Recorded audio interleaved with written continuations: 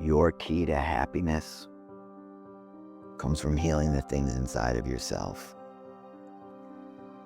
It's not intuitive how to do that.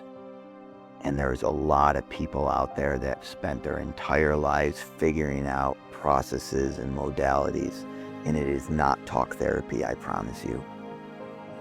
You cannot make big transformation until you feel it and embody it and experience it.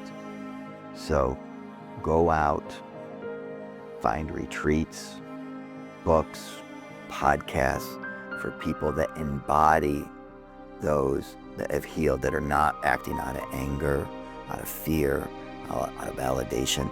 Find those people, read those. I read like 2 a week sometimes more, sometimes it takes me longer. I love the audiobooks. Find a way that works for you.